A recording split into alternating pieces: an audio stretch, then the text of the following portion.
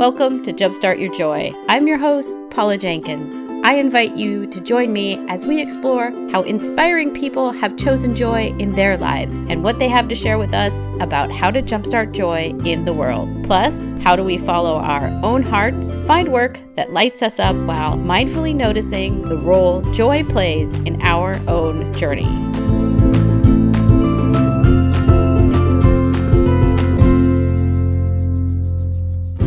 Welcome to episode 108. This is Paula Jenkins, the host of Jumpstart Your Joy. This week on the show, I am overjoyed to be joined by Rachael Baribeau. Rachael was the first female sportscasting host on SiriusXM's College Sports Nation, and she's the first known female to participate in a professional football training camp. She organized a group to climb Mount Kilimanjaro in honor of football player Kevin Turner, and all of the proceeds of that went to the ALS Foundation in his honor. She's currently touring the country to share her message of Changing the Narrative, a program that encourages college football players and others to live their most authentic lives and looks to change the way people relate to one another. This interview was one where Rachael and I immediately connected, and it is so joy-filled that I just know you're not going to want to miss it. Before we get to that interview with Rachael, I first want to welcome all of you. I am so glad that you are here, and it is such a joy to have you listen in each week. If you want to find out more about this episode or the show itself, I publish show notes for each episode that include links to the guest's website, additional references, and some of my closing thoughts and takeaways about the topics that we discuss. You can find them on my website for this episode at jumpstartyourjoy.com/episode 108. Or if you're listening in this week, you can find them. There will be a link on the homepage at jumpstartyourjoy.com. This month, I'm asking all of you to do two things. The first would you be so kind as to share Jumpstart Your Joy with a friend? If you know someone who loves podcasts and inspiration and wants to be a part of amazing and positive change in the world, would you please send them the link to jumpstartyourjoy.com? And if you're looking for more joy in your life, please head to the website yourself where you can find a free course that walks you through ways to find more joy in your everyday. It's called Joy Plus You Unleashed, and you can sign up for it right off of the homepage at jumpstartyourjoy.com. So there are interviews that just light me up even while they are happening, and speaking to Rachael was one of those. She is so enthusiastic and so focused on her own authentic journey that her passion for this is completely infectious. I love that she shares her early love of people and connections, and that she talks about her grandmother, who was a bartender, and that she's actively working to change football in a positive way. I love that she started radio during a time when there were not a lot of women in radio, and that she's pursued a role in an industry that has fewer women than men, and that she's determined to influence it in the best way that she can. As a podcaster, because there are still so many more male podcasters than female, and a woman, I totally applaud her on all fronts. It would be easy to get discouraged, but instead, Rachael digs in, she moves forward, and she keeps influencing change by getting in the ditch with people, as she says it, and finding ways to bless others with radical intention. So let's get on to this amazing interview with Rachael Baribeau. Welcome to Jumpstart Your Joy. Today, I have a very special interview with Rachael Baribeau. Welcome to the show, Rachael.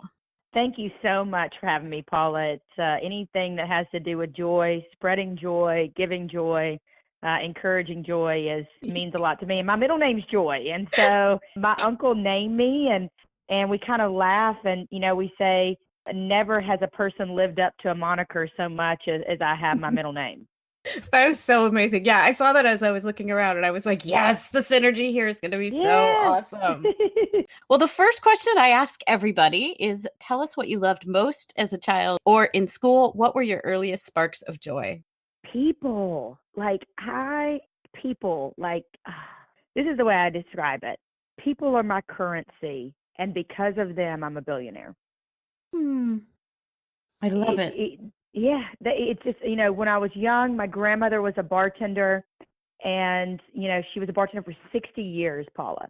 And she was behind the bar in Columbus, Georgia, and she waited on John Wayne, Truman Capote, Bear Bryant, Sonny Smith. She also waited on, and she went to parties at Truman Capote's house. She also waited on prostitutes and hookers, and and politicians and soldiers. And the soldiers would write her and bring her back things from overseas when they were serving. And I'll never forget when I was young, looking at Christmas time, she would get hundreds and hundreds, if not thousands, of Christmas cards. And what I realized as I grew older is she was my soulmate before I lost her and still is, but she had it figured out. It's people.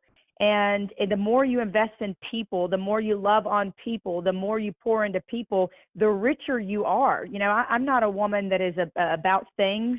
I'm about people. And so the earliest memory for me is drinking my Shirley Temples and being at the bar and dancing with her. She taught me to dance to Michael Jackson. But just being around people and people loving me and spoiling me with love. And so that has carried over into my everyday life. And it affects every part of my life, from my personal life to my private life, to the way I don't give up on people. I don't give up on animals. I serve people. And so I think my joy is people. I love it. Oh my goodness, I love it. And I love that. Oh, we also have a connection over grandmothers. Yeah, I was named after mine, and yeah, it's totally my soulmate as well. Yeah. And just amazing how they can come back to us, and the lessons we learn as little bitty kids sometimes. Well, I mean, it just powers us right through. And I can see that there's a tie through here, of course, with what you do now. Would you like to give us the overview of who you are and what you do now? You know, it's so funny. People say to me, "Oh my gosh, how do you have time?" You know, they're like, "What? Like, do you sleep? When do you sleep?" I was like, "I do sleep, but I do work a lot and work odd hours." So I am a jack of all trades, master of some. I like to tell people that. I'm a sportscaster, have been for 13 years, and have just crushed a lot of ceilings and barriers in that regard. I never set out to do that. I was just trying to make it, Paula. I was trying to keep a roof over my head and advance in my career, but along the way, I've become the first a lot of things. First female on SiriusXM College Sports Nation, which is now ESPNU Radio, and I have a Heisman vote, the first female to host the college football playoff. So a lot of firsts. So I do that. I host on radio. I write for a site as well. I write a lot of stories that are in depth and have a lot of joy and a backstory, feature type stories, and then launched a foundation called Changing the Narrative, where I go to college football teams and I talk to young men about purpose, passion, platform. How do we look at women and how do we talk about women and how we treat women, and really finding your greater purpose in life. And then I also have a little boutique with my mom, and I coach young female sportscasters. I've coached over 30 in 3 years, and when they have success, it's like I have success. It's like a big sister type moment. And so, you know, I've always been one of those people that I said in a magazine article a couple of years ago, I'm not insecure. I know who has my future and what path that's on, and that's God for me. And so I'm not insecure so much that I won't tell you my secrets. You know, so many women in my industry are scared that the young woman's going to take their job or they're going to get canned. So they don't share their goodness. They don't share their lessons. They don't share the things that they do and they've been taught. And for me, when I see a young woman have success and employ some of the tactics that I taught her, man, that's everything to me. Yes. Amen. In all of its meanings right there. Yeah. I mean, it's so amazing.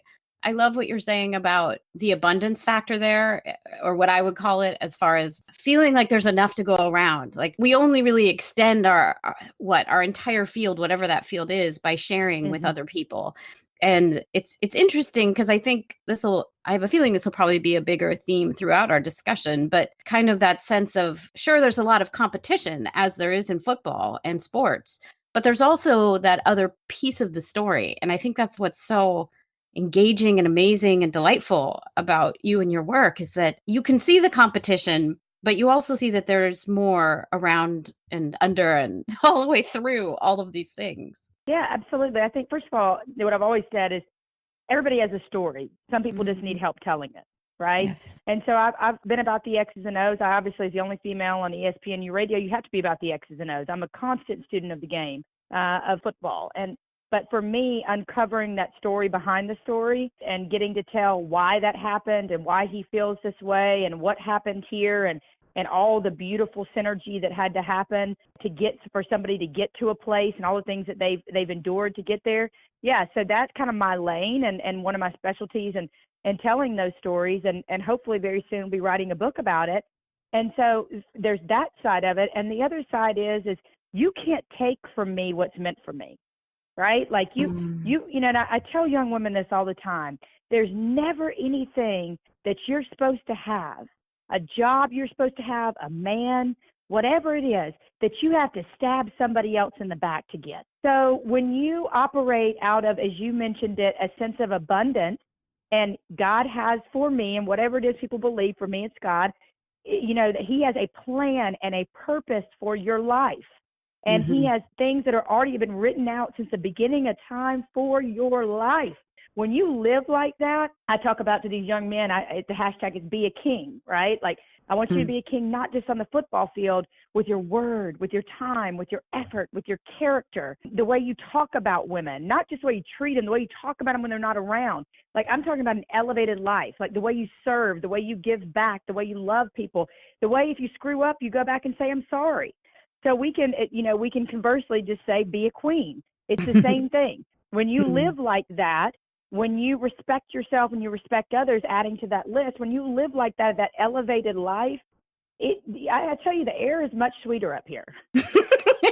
It's so true. It's so true. Yeah. Well, and there's a sense of, I mean, you kind of pull people in when you're living in that space. I mean, because you put out that vibe. If you're of a competitive nature, well, then people know when they step next to you or, you know, into a meeting with you or onto the field with you that they better watch themselves. But when you put out that piece of, I'm inviting you into this conversation, I see in you the best part of yourself, and I want you to be that person. Well, then they kind of, I mean, we all want to rise to that occasion. Yeah, I think so. I think, you know, one of the things I do when I'm collaborating with anybody, it's just a small thing, but it's a thing I do, and somebody taught me along the way. When I'm collaborating with somebody on anything, and they may be underneath me, they may be, you know, above me, whatever it may be.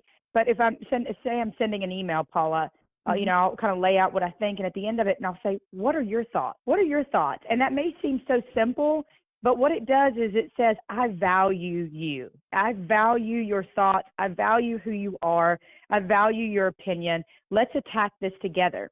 And I think if we could apply that to so many facets of our life, if we turned to somebody and said, what do you think about this? You know, what's your opinion? I think, man, we'd get along a heck of a lot better. Yeah.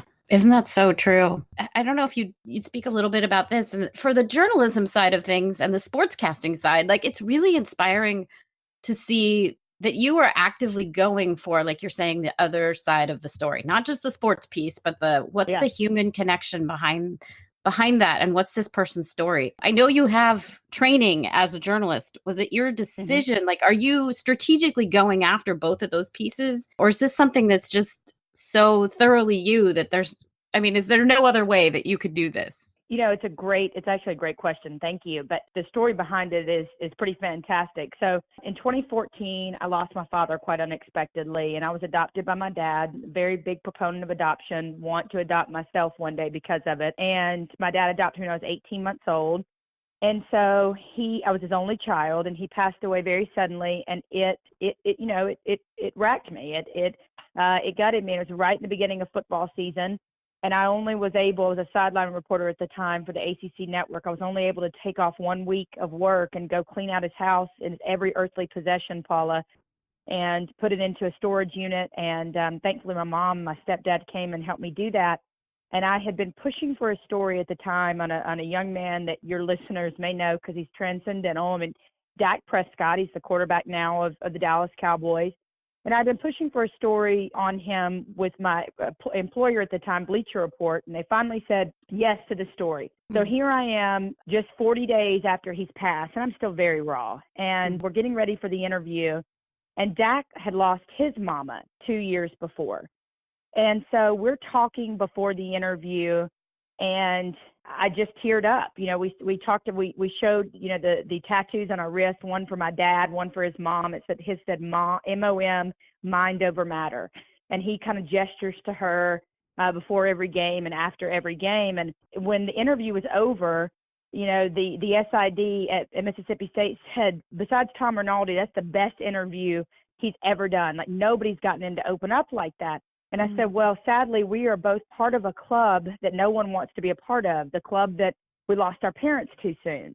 And so I left there, Paula, And I went to my editor at Gridiron a little bit later, and I said, I want to write about Dak Prescott.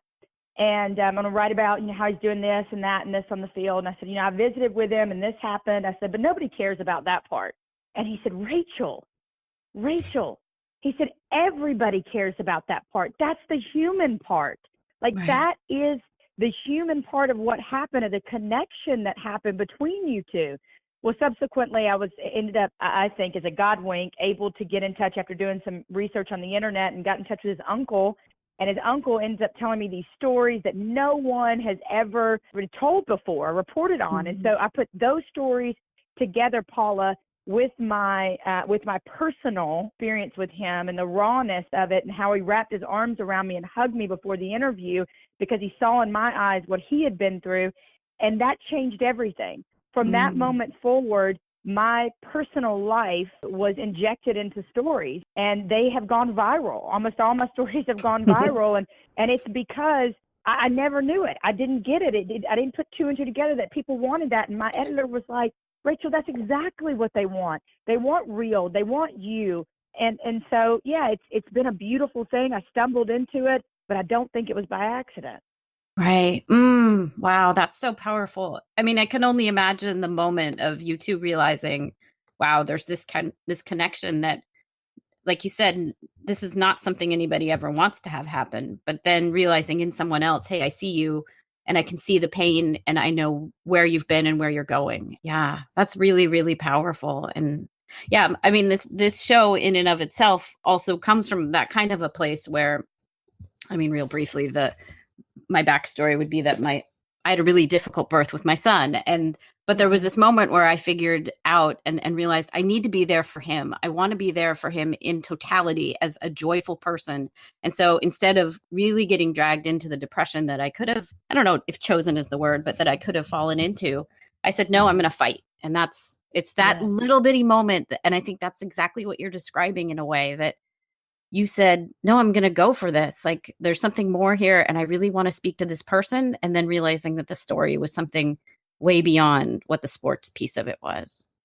And what's the neatest part of it is every Sunday when he plays, even when he was still at Mississippi State, but every Sunday when he plays and somebody Googles Dak Prescott, that story ends up near the top. So more people are discovering who he was as a biracial child, and the racism that he endured and how he overcame that, and just what a fine human being he is.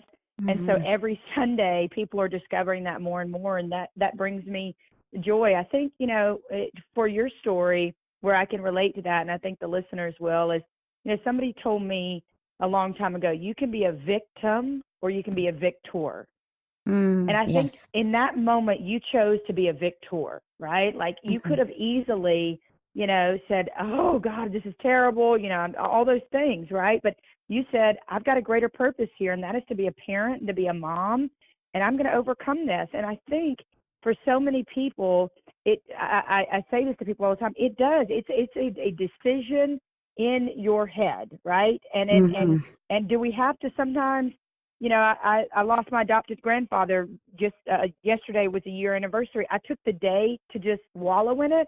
But then this morning when I got up, Paula, I said, I'm going to pull myself up my bootstraps and I'm going to have the best day ever. So I think it's allowing ourselves to have those moments where we're not okay, right?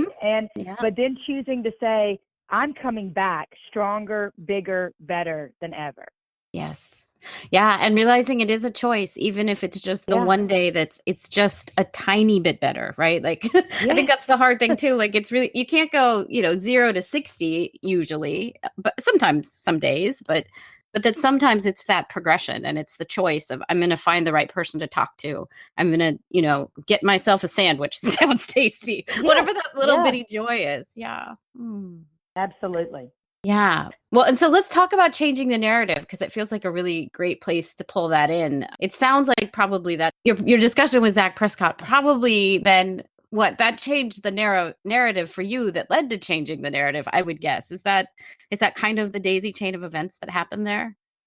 Yeah, he's exemplary, yes. And what I knew when I met him was that there were many Dak Prescotts, many Dakota Prescotts across the country at these programs. But what was happening And it started in the summer of 2016. What was happening was the knuckleheads, the guys who weren't doing it the right way, they were stealing the headlines, right? They were, when you turned on CBS, ESPN, Fox News, Fox Sports, whatever it may be, those are the things you were reading about. And it was breaking my heart. And I'm like, this is the sport that I've given my life to. Like 13 years I've given my life to. What is this? And so I decided to do something about it. And I wrote a very simple curriculum, Paula, and it's simple stuff like, who are you away from the football field? If you're never a football player, who would you be? What sets your soul on fire? Like, what are you passionate about? We talk about women. We talk about how popular culture will say women are pieces of meat and every other terrible adjective, right? And they'll tell you that you can, excuse my French, hit it and quit it, these types of things, and the over-sexualization of our society, and get them to look at women like you'd look at your mom or your sister or your grandmother. And when you start to look at all women like that, it becomes, wow, you change the way you talk about women, the way you look at them. But what I'm really finding, and I've been to 16 schools in 1 year, August was 2017 was a year, and I have many, many more. I started a foundation, and I'm going to help these young men, certain men on each campus that will be voted on by their peers, the man that most exemplifies the change in the narrative tenets. He's kind, he's thoughtful, he serves, he gives everything he has. He's a leader. They'll vote on him, and one young man from each campus I've been to, when he exhausts his eligibility, will get a $2,500 endowment to start his own foundation. So what we're doing, and it's so beautiful, is in 10 years I'll be able to look back and there'll be 20, 15, 30 foundations of young men that whatever it is that sets their soul on fire, right? Like whatever it is that grieves them, that they want to change in the world, that they feel particularly passionate about.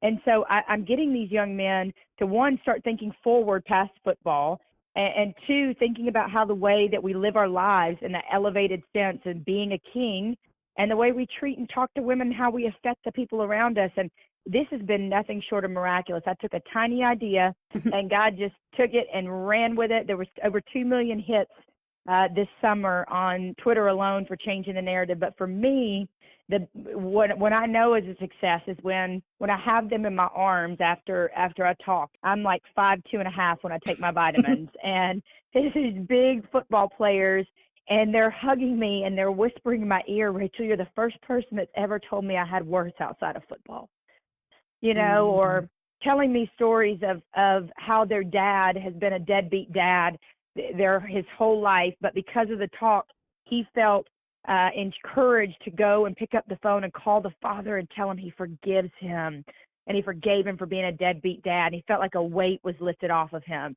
I mean, hundreds of stories like this, Paula, and we're just getting started, and that's it is the most mind-blowingly beautiful thing I've ever been part of, and I pinch myself on a daily basis that this was my baby idea. Yeah. Well, and so for those out there that, I mean, I feel like I've got to ask, for those people that have a son, how do we start to change the narrative on the home front, right? Like, do you have suggestions on that? Like something we can do? What's shifted? I know it's a problem, but I don't know that I know how to fix it. I think it's the culture that we're living in, one, okay? I also think it's the internet, and I think it's social media. It's just different for them now, okay? So if I had a son, and I feel like I have thousands of them all over the country now, and, I want to adopt one day, and it's funny, somebody said to me, I thought at this point in my life I would have already adopted, and somebody said to me, "Well, Rachel, you have. It's just not the way you think it you thought they were going to be under your roof.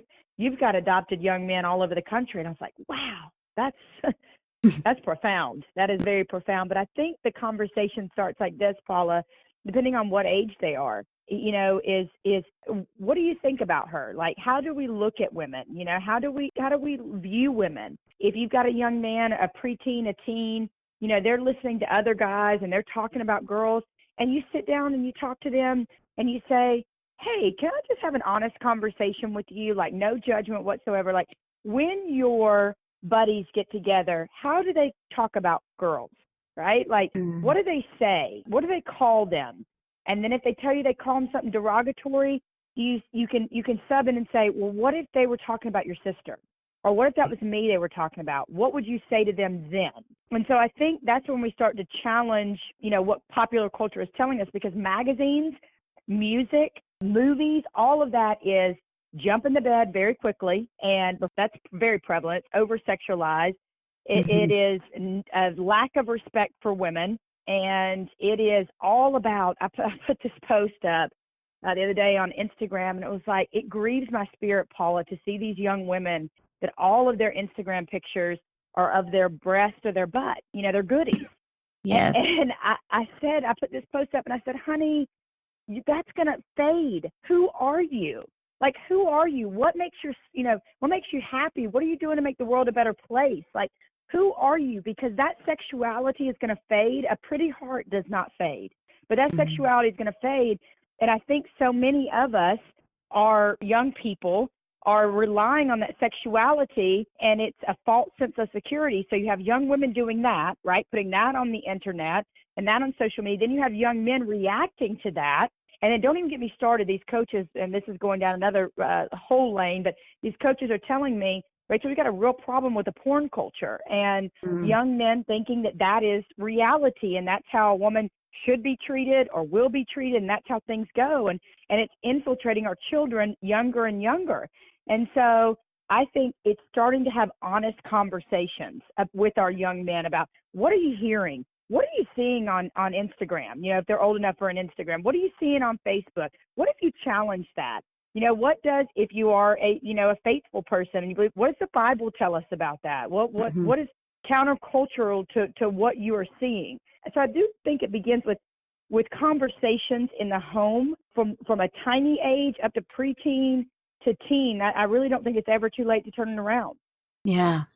Yeah. Well, and as you're saying that too, I'm sensing, like, as a mother, part of me is like, oh, that's kind of a uncomfortable place to go. But on the other hand, the courageous thing to do is to walk right into that space. And the honorable thing to do for even myself and any other woman out there is to step into that space and start to have those conversations, because there's no one else that's going to have that discussion with my own son, or, if you're listening, your own son or your own daughter. I mean, it has to start at home. So our own discomfort is really not a great excuse for why we might not have that discussion. Well, you know what's interesting about that? Somebody will have a conversation with your son or daughter, but it won't be the person you want to be having a conversation with them, right? It'll be their friends. It'll be, somebody older that, that maybe doesn't have the best interest at heart.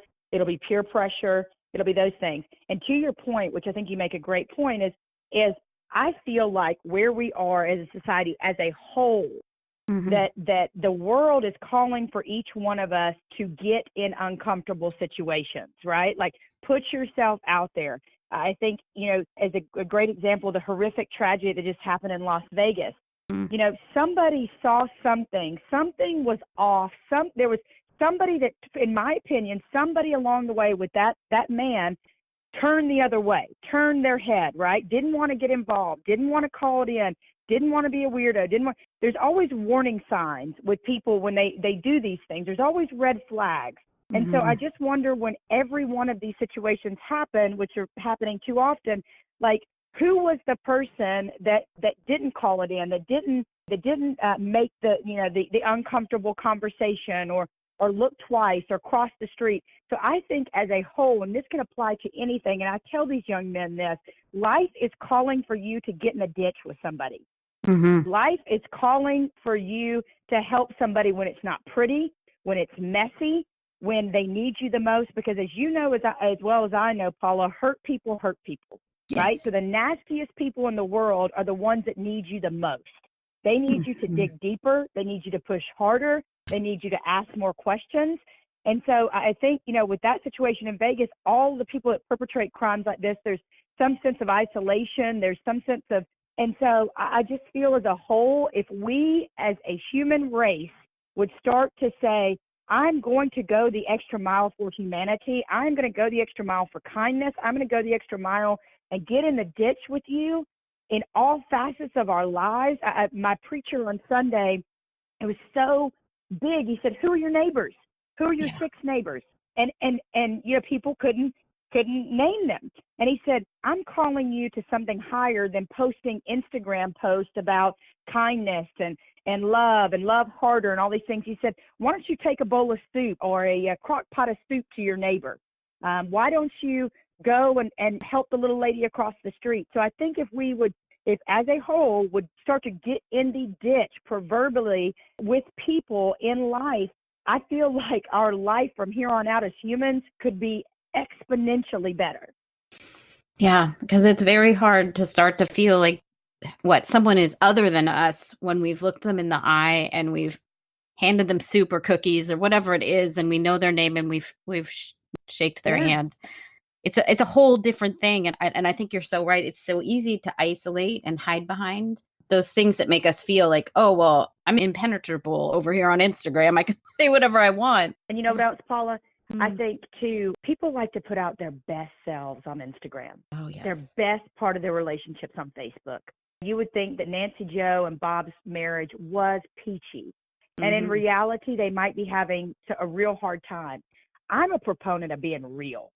I'm a proponent of saying, hey, I'm a Christian, but here's where I struggle. Or, hey, my heart is broken. Or, hey, this is burdening me right now. Like, I feel like people gravitate towards real. When you are transparent, when you are, I am not perfect. I do not have model looks. I do not have it all together. I make lots of mistakes. I think, people, it's the whole reason why people can relate to Bob Costas, who's 5'2", and not Tom Brady, who's 6'5", and got a supermodel wife and supermodel good looks and multiple Super Bowls, because people like real. Yeah. Bob Costas. I love him. He truly is the voice of the Olympics too, isn't he? Yes. Well, and interestingly also goes after all those human interest and human angle stories. I'm 4'10", so I'm right there with you. Yeah. Well, and I love what you're saying too about the ditch the mask and kind of go after share what's uncomfortable, both with our children so that they can learn that no one's perfect and that there's other ways to treat people, but also just letting go of feeling like we got to compete with, I think you called them Nancy Joe and Bob and their marriage, because we're not going to beat them on Facebook like that. They're not even that in real life. It's so true. I just think we would relate so much more as human beings to each other if we just pulled off the mask and started getting real. Yes, I fully agree. And I don't know, will you share, I know you posted earlier in October about, I feel like this is one of those stories, but about Nick Saban and the Alabama team. Would you share that story? Because it's so inspiring and so lovely, and you did it such justice. Absolutely. Thank you so much. That was another one of those stories that some people would say fell into your lap. I don't think it fell into my lap at all. I think it was a God wink for me. As a sportscaster, I get a lot of for tickets, for balls, for things of that nature, and I can't do that. It's just I can't do it. It doesn't. First of all, I don't really have connections to tickets. I'm on a credential and I'm going to work. That's the first thing. Yeah. But secondly, it's not coos and it's not professional for me to say, hey, coach, can you sign a game ball for me while I do an interview with you? So those things don't work. But a friend reached out to me, a fan that has become a friend and has been a fan for many, many years, reached out to me a couple of weeks ago and said, Rachael, my best friend's grandchild is sick with a brain tumor, and she really wants to meet Coach Saban. Some people have given her, gracious people, angels, have given her tickets to the Ole Miss game and a place to stay, and can we make this happen? And so, I just, if I'm preaching this and with my life and my words, then I have to live it. You can't be a hypocrite. And so, I didn't know this little girl. I didn't know her from Adam's House Cat. Felt drawn to do this. And so I made a call. It didn't work out. She couldn't get me anywhere. I made another call.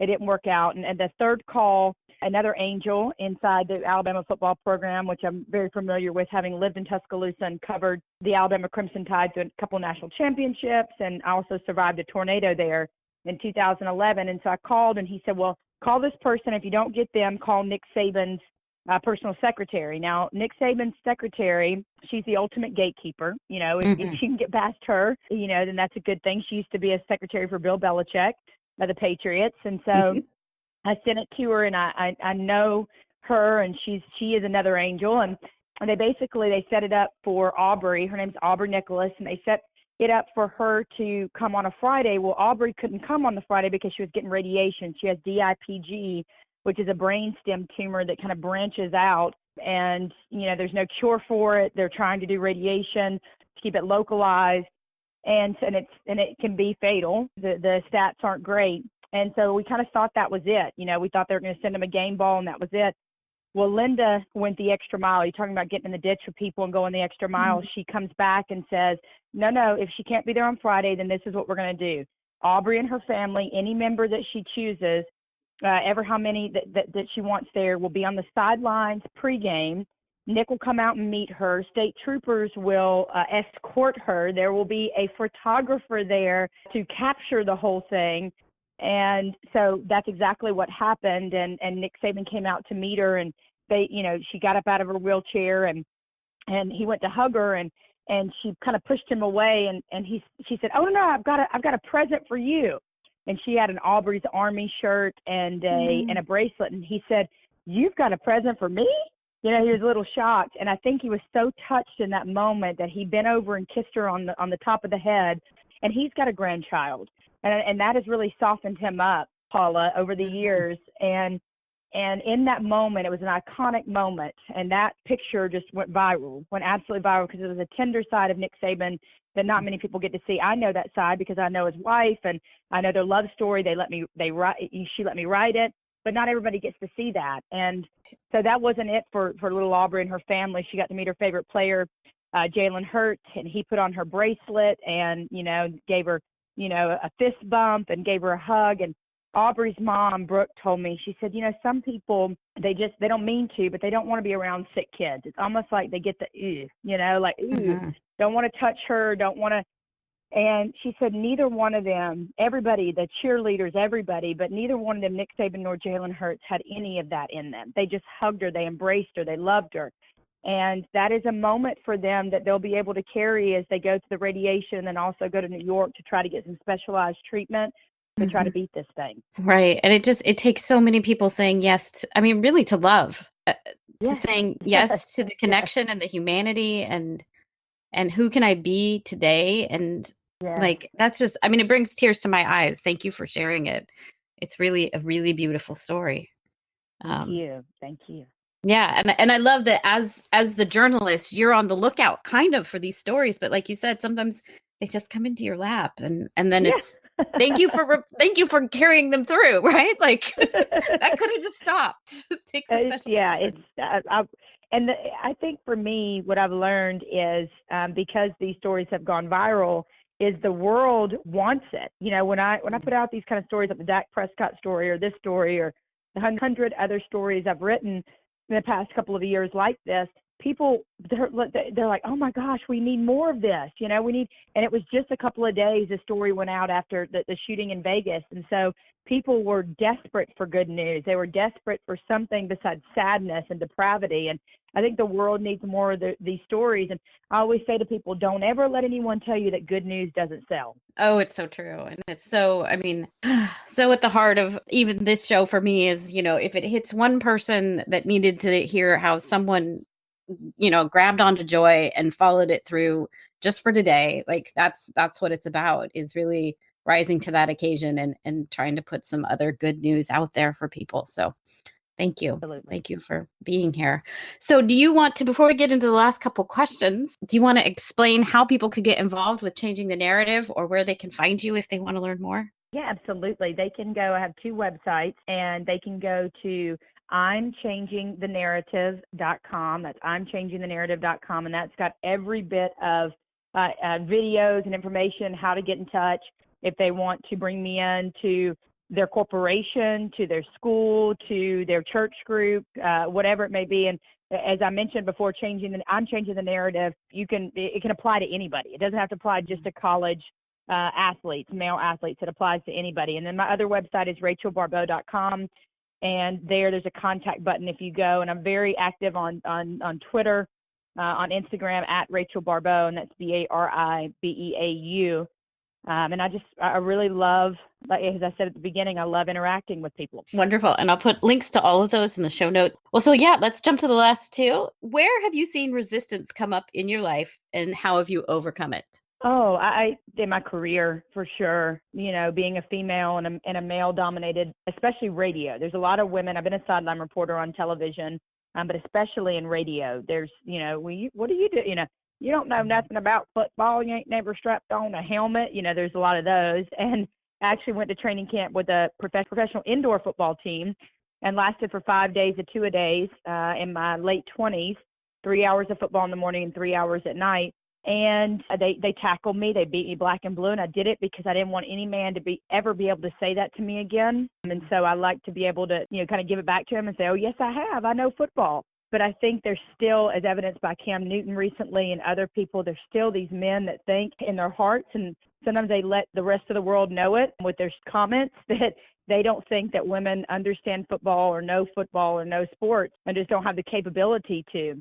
I think that's one place. And Paula, the other place that I have experienced resistance is in being a dynamic, go-getting woman who wants to, quote unquote, have it all. I think the world starts to tell little girls in certain ways as they grow up, society does, that there's something wrong, that somehow you're too much. You're too something. Yep. You're too sensitive. You're too loud. You're too outgoing. You're too vivacious. What you put too in front of whatever. The other thing is that you're not enough of something, right? And so I've started to talk to a lot of women lately about what the world has told them and these kind of preconceived notions that there's something wrong with them, that, oh, you'll find a husband when you do this, or you'll find a husband when you're not so much this. I strike all that down. I tell them that's a lie.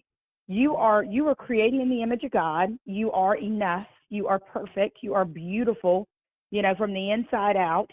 And you need to operate in your life with that knowing. And so I think one is the career, and you kind of understand that being a female in a male's world. But the other is of being a dynamic woman who is a go-getter and has all these things going on, but also has a place in my heart and a desire in my heart to be a wife and a mom. And so I just want to shatter the myth for women that you're too anything or that you're not enough. And I just want to tell them you're beautiful, you're amazing, you're a warrior, and revel in that today. Know that today. Receive that today. Thank you. Yes, that's a great answer.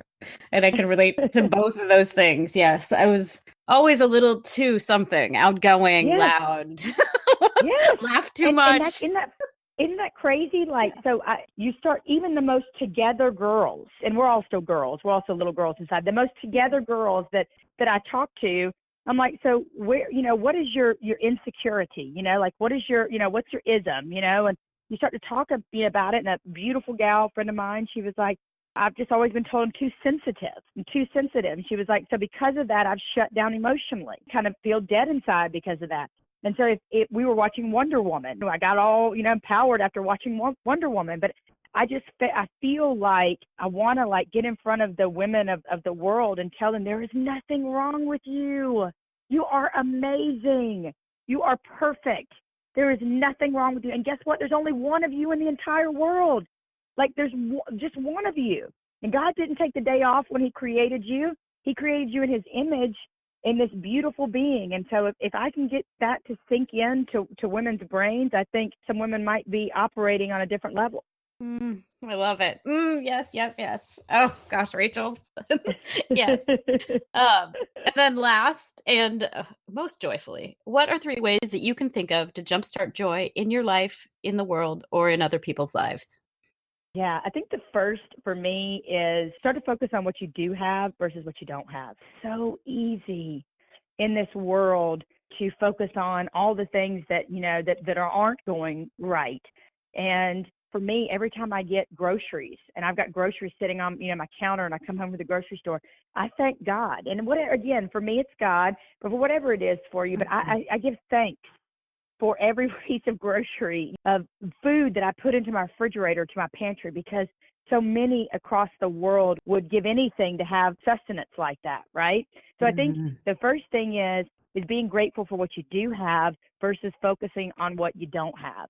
And I love what Tony Robbins says, and he talks about setting your intentions at the beginning of the day, focusing on 3 things, and focus like 3 or 4 minutes on 3 things that you're so grateful for. Like, you're so grateful for your family, the roof over your head, your job, the vacation you got, whatever it is. Focus on those 3 things. And when you have a grateful heart, I don't think you have a lot of room for other things. Coach of mine recently, she's amazing, said to me, Rachael, there's only two emotions in which we do everything from. Just 2 emotions, fear or love, all of it. Every response we give, everything we go after, everything we do, everything comes from either fear or love. And so when you figure that out and you get down to the nitty gritty of that, you're like, oh, wait, was that coming from a place of fear or lack or scarcity? And that's fear, right? Or was that coming from a place of love, building somebody up, taking the soup to the neighbor, going the extra mile, telling the little old lady in the grocery store that she's beautiful. Oftentimes I'll see little old ladies in the grocery store that are 80, 90 years old, and you could tell, Paula, that they have taken an hour to get ready to go to the grocery store. I mean, they have got their suits on and their little hats and their makeup. And I remember one recently, and I just said, "Man, may I tell you something?" She was like, "Yes." And I said, "You are so beautiful." I said, "You look so pretty today." And she, she was bent over, and I swear, Paula, she kind of stood up straighter. And she said, "Thank you so much." She said, "That just made my day." She said, "I live alone. I'm 91, and that just made my day." So I think when you focus on the things that you do have, you set your day and your intentions at the beginning of the day. For me, I always put my feet on the ground and say, "Woo, devil, I'm awake. I'm awake. You better be fearful of what I'm going to do today." And I tell them to go back to hell. But you set your intentions at the beginning of the day. And then I think you look for ways intentionally to bless other people. Like, just bless them radically. Like, you look gorgeous today. Or, hey, I told a guy at CrossFit today, his son's sick. I've been praying for your son all morning. Go out of your way to bless people intentionally. And when you do that, it's like a boomerang of joy that comes back at you. Oh, I agree. Yes, yes, yes. Oh, Rachael, this has been so fun. Thank you so much for being on the show. Thank you. This is obviously, as you can tell by my passion, this is what I love talking about. I love talking about people and blessing people and how we can make this life a better place and this world a better place in the time that we're here, because it's just an instant. Rachael, thank you so much for joining me this week. I am so inspired by your drive and your love of your work and the way that you keep finding new ways to bring love and joy to others. Thank you from the bottom of my heart for starting these discussions and mirroring how we can make a difference in the world. If you want to learn more about Rachael, you can visit her website at rachelbaribeau.com, or you can head to my website where I will have links to all of the things that we've discussed, and you can find it at jumpstartyourjoy.com/episode 108. From there, you can learn more about Changing the Narrative, which is Rachael's program, and you'll find links to follow Rachael on Twitter and other social media. And while you're there, of course, be sure to sign up for the Joy Plus You e-course, where you'll learn how to boost more joy in your life. Next week on the show, I'm going to be doing my November solo cast, which is all about taking risks and making connections. Over the last month, I have had so many beautiful reminders of how taking some pretty scary risks, making myself vulnerable, and connecting with people has totally shifted my whole life. I'll share about my time on the New Kids on the Block cruise. Yep. And I went on with my sister, which was a journey that started nearly 2 years ago with an interview I did on this show. And I'll talk about how saying yes to coach training has also changed my life. So come back next week to hear all of those amazing stories, along with pictures that will be on the blog. And until then, I hope that your days are filled with so much